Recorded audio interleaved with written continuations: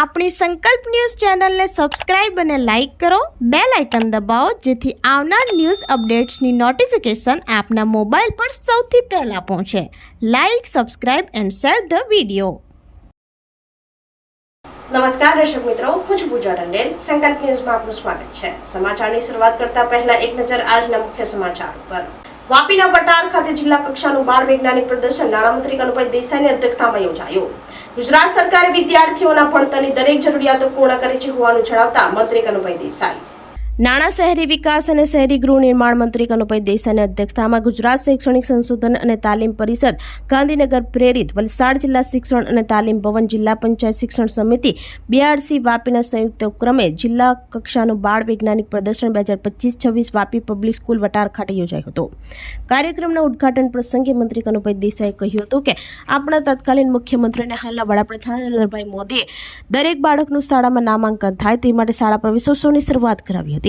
ગુજરાત સરકારે વિદ્યાર્થીઓના ભણતરની દરેક જરૂરિયાતો પૂર્ણ કરી છે. આ બાળ વૈજ્ઞાનિક પ્રદર્શનો દ્વારા વિદ્યાર્થીઓની બૌદ્ધિક ક્ષમતા વધશે. આત્મનિર્ભર ભારતની થીમ હોવાથી સ્વદેશી વસ્તુઓ અપનાવવાની ભાવના પણ જાગશે. કાર્યક્રમનું સ્વાગત પ્રવચન જિલ્લા શિક્ષણ અને તાલીમ ભવનના પ્રાચાર્ય મહેન્દ્રભાઈ પટેલ દ્વારા કરવામાં આવ્યું હતું. તેમણે પ્રદર્શનના હેતુ તથા STEMના પ્રાસંગિક મહત્વ અંગે માર્ગદર્શન આપ્યું હતું. મંત્રીએ વિદ્યાર્થીઓ દ્વારા રજૂ કરાયેલા પર્યાવરણ સંરક્ષણ, નવીનીકરણ ઉર્જા, આધુનિક ટેકનોલોજી, આરોગ્ય, રોબોટિક્સ, કૃત્રિમ બુદ્ધિ અને સામાજિક વિજ્ઞાન આધારિત મોડેલોના પ્રદર્શન નિહાળ્યું હતું. કાર્યક્રમમાં જિલ્લા પંચાયત કારોબારી અધ્યક્ષ મિતેશ પટેલ, જિલ્લા પંચાયત શિક્ષણ સમિતિના અધ્યક્ષ કેતન પટેલ, જિલ્લા શિક્ષણ અધિકારી ડોક્ટર રાજેશ ટંડેલ, VIA પ્રમુખ સતીશ પટેલ, શિક્ષણ ક્ષેત્રના મહાનુભાવો, શિક્ષકો, અધિકારીઓ, વાલીઓ અને વિદ્યાર્થીઓ મોટી સંખ્યામાં ઉપસ્થિત રહ્યા હતા. આપણા ગુજરાતમાં શરૂઆત થઈ 2001થી મોદી સાહેબ જ્યારે આપણા મુખ્યમંત્રી બન્યા ત્યારથી કે મારા ગુજરાતનો નાગરિક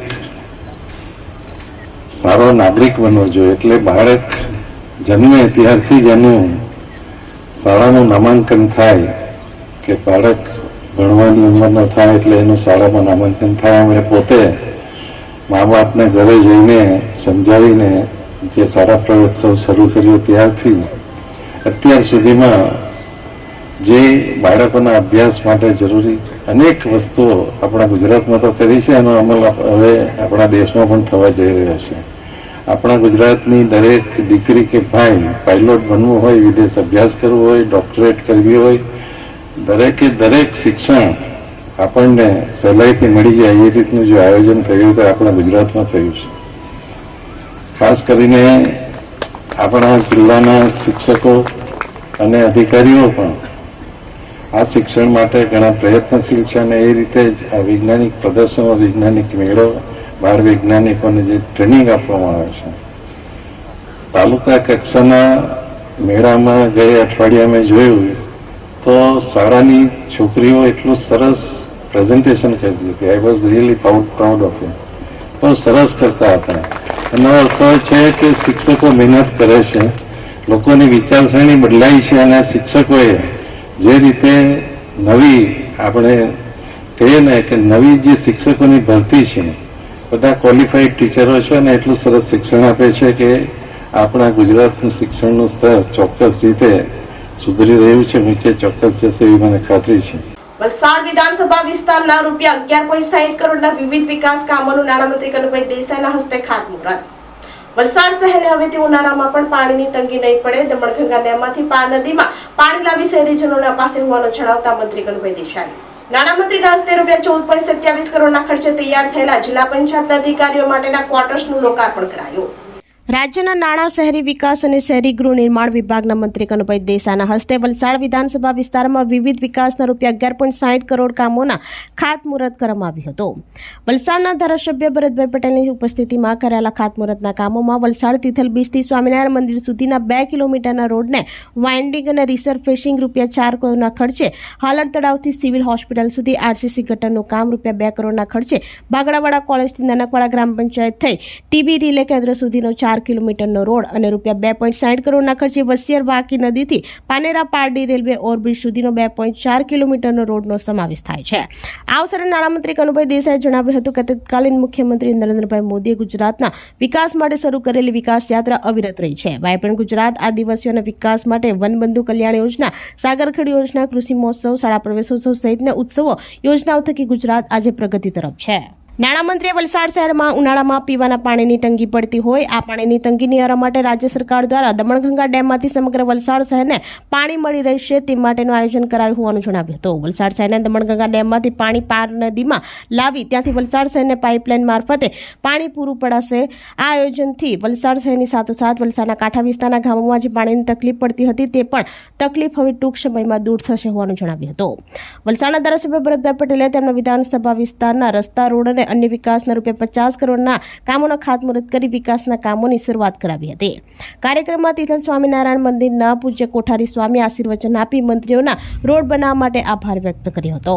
આ કાર્યક્રમમાં માર્ગ અને મકાન સ્ટેટના કાર્યપાલક ઇજનેર જતીન પટેલ, પંચાયત વિભાગના કાર્યપાલક ઇજનેર ભાવેશ પટેલ, સંગઠન પ્રમુખ મનીષ દેસાઈ, તિથલ ગામના સરપંચ રાકેશભાઈ, હાલર ગામના સરપંચ વિનોદભાઈ પટેલ તેમજ ગ્રામજનો ઉપસ્થિત રહ્યા હતા. આ સાથે નાણાં, શહેરી વિકાસ અને શહેરી ગૃહ નિર્માણ વિભાગના મંત્રી કનુભાઈ દેસાઈએ ₹14.75 કરોડના ખર્ચે તૈયાર થયેલા વલસાડ જિલ્લા પંચાયત હસ્તકના અધિકારીઓ માટેના C અને D ટાઈપના મકાનોનું લોકાર્પણ વલસાડ ધારાસભ્ય ભરતભાઈ પટેલની ઉપસ્થિતિમાં કરવામાં આવ્યું હતું. નાણામંત્રીએ જણાવ્યું કે અધિકારીઓને સુવિધાસભર આવાસોની સવલતો મળી છે. રાજ્ય સરકાર રાજ્યના અધિકારી કર્મચારીઓને ફરજના સ્થળે સુવિધા મળી રહે તે માટે આયોજન કરે છે. આ અંગે વલસાડ જિલ્લા વિકાસ અધિકારીએ આવાસોની વિગતો આપી હતી. પરંતુ 2014માં જ્યારે આનંદીબેન મુખ્યમંત્રી બન્યા ત્યારે મુખ્યમંત્રી સડક યોજના બનાવી અને ત્યારે પણ આપણને 10 કરોડના જ રસ્તા મળતા હતા અને એમાં પણ આપણે પ્રાયોરિટી આપવી હતી એટલે ઘણા બધા કામો બાકી રહેતા હતા. પરંતુ ત્યાર પછી જેમ જેમ આપણી સરકારનું બજેટ વધતું ગયું તેમ તેમ અનેકવિધ કામો આપણા વિસ્તારમાં અને ગુજરાતમાં થયા છે. ત્યારે વિકાસની રાજનીતિની શરૂઆત આપણા નરેન્દ્રભાઈએ 2001થી શરૂ કરી કચ્છના ધરતીકંપ પછી અને એમણે ગુજરાતના વિકાસ માટે વાયબ્રન્ટ ગુજરાત એટલે કે ગુજરાતમાં બીજા રાજ્યોમાંથી, બીજા દેશમાંથી ઉદ્યોગો આવે, રોકાણ આવે, અહીંયા રોજગારી વધે, લોકોની આવક વધે એ માટે વાયબ્રન્ટ ગુજરાત કર્યું. પછી આદિવાસીઓના વિકાસ માટે વનબંધુ કલ્યાણ યોજના કરી, સાગરખેડ યોજના કરી, શાળા પ્રવેશોત્સવ કર્યો, કૃષિ મહોત્સવ કર્યા. આવા બધા જે નરેન્દ્રભાઈએ વિકાસના કામો કર્યા એના લીધે દેશે એમને 2014માં દેશના વડાપ્રધાન બનાવ્યા. પારડી ઉદવાડામાં બ્રહ્મકુમારીઝના શાંતિરથનું આગમન સાથે ફેલાવ્યો શાંતિનો સંદેશ. પારડી, ઉડવાડા અને આસપાસના 10 જેટલા ગામોમાં Brahma Kumaris billion minutes of peace appeal project અંતર્ગત સંસ્થાના શાંતિરથનું ભવ્ય આગમન થયું હતું. બ્રહ્મકુમારી પારુલબેન, બ્રહ્મકુમારી મિનલબેન અને ગામના અગ્રણી નાગરિકો, યુવા મિત્રો, બહોળી સંખ્યામાં વિદ્યાર્થીઓ તથા કલશધારી બહેનો દ્વારા શાંતિરથ ખાતે શાંતિદૂત બ્રહ્મકુમારી બહેનોનું ઉષ્માભેર સ્વાગત કરવામાં આવ્યું હતું. આ અવસરે કુંભકર્ણના મૂવીનંગ મોડેલ અને વિશાલ સ્ક્રીન વિડીયો દ્વારા શાંતિ, સુખ, પ્રેમ અને રાજયોગ ધ્યાનના સંદેશો ગામભરમાં પ્રસર્યા. આ પ્રસંગે બ્રહ્મકુમારી વિદ્યાલયના વરિષ્ઠ બ્રહ્મકુમારી પારુલબેન અને બ્રહ્મકુમારી મિનલબેને જણાવ્યું હતું કે આજના યાંત્રિક યુગમાં માનસિક શાંતિ, સકારાત્મક વિચાર શક્તિ અને સ્વપરિવર્તન ખૂબ જ જરૂરી છે. લોકો ચિંતા અને અશાંતિથી ત્રસ્ત છે. શાંતિરથ દ્વારા લોકોમાં આધ્યાત્મિક જાગૃતિ, વ્યસન મુક્તિ અને મૂલ્ય આધારિત જીવનશૈલી માટે પ્રેરણા આપવામાં આવી. લોકોને વિશ્વની આત્માનો શાંતિ માટે દરરોજ 5 મિનિટ મેડિટેશન પ્રાર્થના કરવા અપીલ કરાઈ હતી. બ્રહ્મકુમારી પારુલબેને વિનામૂલ્યે રાજયોગ કોર્સ કરવા ગામ લોકોને પ્રેરણા આપતા કહ્યું હતું કે સવારે 8 થી 11 અને સાંજે 5 થી 8 વચ્ચે આપ મેડિટેશન શીખવા આવી શકો છો.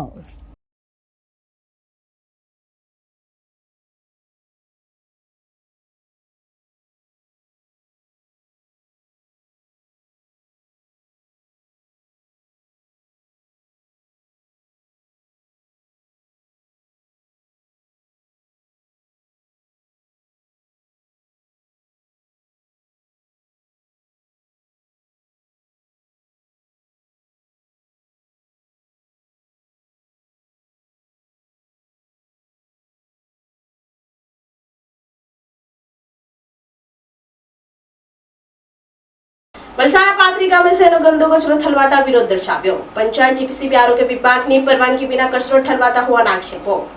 વલસાડ તાલુકાના પાથરી ગામ ખાતે શહેરનો ગંદો કચરો ઠલવાતા વિરોધ દર્શાવ્યો હતો. સંપત પટેલ દ્વારા પોતાની માલિકની જગ્યામાં ગ્રામ પંચાયત, જીપીસીબી, આરોગ્ય વિભાગની કોઈપણ પરવાનગી લીધા વિના ગેરકાયદેસર રીતે કચરો ઠલવાતા હોવાના આક્ષેપો કર્યા હતા.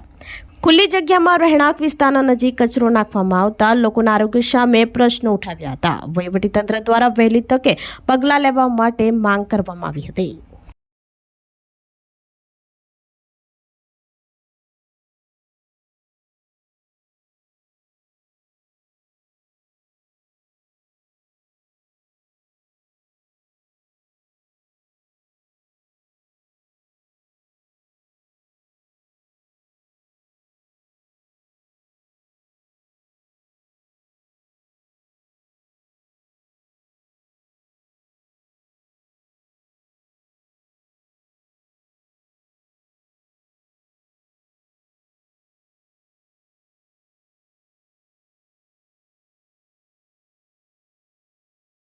અશોકભાઈ શિલભાઈ પટેલ.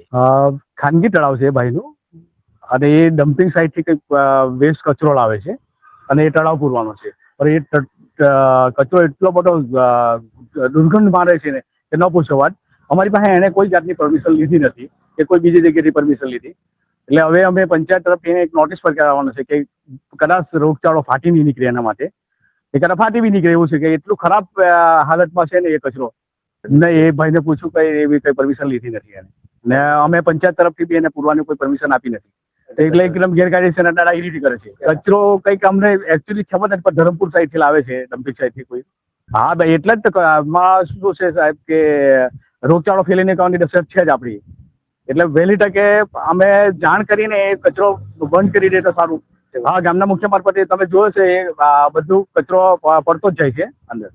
કપરાડા ખાતે ₹11.35 કરોડના ખર્ચે બનેલી કન્યા છાત્રાલયનું નાણામંત્રી કનુભાઈ દેસાઈના હસ્તે લોકાર્પણ. રાજ્ય સરકારે આદિવાસી સમાજને વિકાસની ધારામાં જોડ્યા છે હોવાનું જણાવતા મંત્રી નરેશભાઈ. નાણાં, શહેરી વિકાસ અને શહેરી ગૃહ નિર્માણ મંત્રી કનુભાઈ દેસાઈના હસ્તે કપરાડા ખાતે આદિજાતિ વિકાસ, ખાડી, કુટીર અને ગ્રામીણ ઉદ્યોગ તેમજ જિલ્લા પ્રભારી મંત્રી નરેશભાઈ પટેલની ઉપસ્થિતિમાં ₹11.35 કરોડના ખર્ચે નિર્મિત કન્યા છાત્રાલયનું લોકાર્પણ કર્યું હતું. છાત્રાલય ભવનમાં warden quarter, visitor room, security cabin, kitchen, dining hall, locker room, office, reading રૂમો તથા વિદ્યાર્થીનીઓ માટે 33 રૂમની સુવિધા કરવામાં આવી છે. લોકાર્પણ પ્રસંગે આદિજાતિ મંત્રી નરેશભાઈ પટેલે આદિવાસી વિસ્તાર માટે શિક્ષણનું મહત્વ સમજાવતા કહ્યું હતું કે આદિવાસી વિસ્તારના વિદ્યાર્થીઓ ઉચ્ચ શિક્ષણ મેળવે એવા સરકારના પ્રયત્નો છે. તેથી જ કપરાડાના સાયન્સ કોલેજની પણ શરૂઆત કરવામાં આવી છે અને વિદ્યાર્થીનીઓ માટે તકલીફ ન પડે તે માટે આ કન્યા છાત્રાલયનું નિર્માણ પણ કરવામાં આવ્યું છે. વધુમાં મંત્રીએ જણાવ્યું હતું કે નાણામંત્રી કનુભાઈ દેસાઈને હોસ્ટેલ નિર્માણ માટે ખૂબ જ લાગણી હોવાથી તેમણે અહીંની દરેક સુવિધાની ચકાસણી કરી છે. આ હોસ્ટેલ રહેનારા 320 વિદ્યાર્થીઓને દરેક સુવિધાઓ મળે તે માટે સમીક્ષા પણ કરી છે. કપરાડા ધારાસભ્ય જીતુભાઈ ચૌધરીએ કન્યા છાત્રાલયના નિર્માણના અભિનંદન પાઠવતા પ્રાસંગિક પ્રવચન કરી છાત્રાલયના મકાનની રૂપરેખા આપી હતી અને દરેક સુવિધાઓ સુનિશ્ચિત કરવાની ખાતરી આપી હતી. કાર્યક્રમમાં તાલુકા પંચાયત પ્રમુખ હીરાબેન માલા, જિલ્લા પંચાયત બાંધકામ સમિતિના અધ્યક્ષ, તાલુકા સંગઠન પ્રમુખ, જિલ્લા અને તાલુકા પંચાયતના સભ્યો, સંબંધિત વિભાગના અધિકારી, કર્મચારી તથા વિદ્યાર્થીઓ ઉપસ્થિત રહ્યા હતા. આદિવાસી સમાજની દીકરી ખૂબ સારું ભણે, 100% સાક્ષરતા આવે, ગુણવત્તા સાથે ભણે, એનું કોઈ પણ પ્રકારનું મગજ ભણતી વખતે બગડે નહીં એવી અદ્યતન સુવિધા સાથે તમારી આ ₹11.35 કરોડ બિલ્ડિંગ પાછળ અને તમારા રહેઠાણ પાછળ ખર્ચ્યા છે.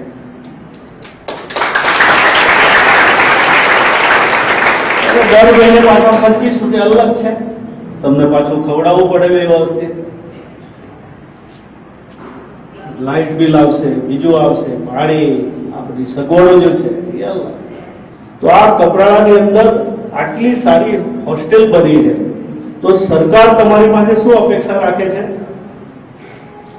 જો નિવાસી સાથે દીકરીઓને ભણાવીશું તો એ ડોક્ટર પણ બની શકે, એન્જિનિયર પણ બની શકે, IITમાં પણ જઈ શકે, હજુ પણ એનાથી ઉચ્ચ અભ્યાસ માટે જઈ શકે. આવી એક સરકારની અપેક્ષા છે. સરકારની અપેક્ષા કેમ વધે?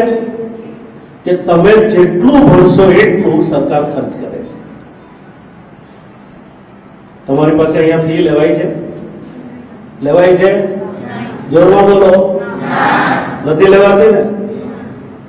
આ સગવડ ગુજરાતના તત્કાલીન મુખ્યમંત્રી જે સમયે નરેન્દ્રભાઈ મોદી સાહેબ આ ગુજરાતના મુખ્યમંત્રી હતા ત્યારે કન્યા સાક્ષરતા માટે પ્રવેશ ઉત્સવ માટે કપડાં બી આવી ગયેલા, એમણે ચિંતા કરેલી છે. તો આ હતા સમાચારો. નવા સમાચારો સાથે કાલે ફરી મળીશું. નમસ્કાર. આપણી સંકલ્પ ન્યૂઝ ચેનલને સબસ્ક્રાઇબ અને લાઇક કરો, બેલ આઇકન દબાવો જેથી આવનાર ન્યૂઝ અપડેટ્સની નોટિફિકેશન આપના મોબાઈલ પર સૌથી પહેલા પહોંચે. Like, subscribe and share the video.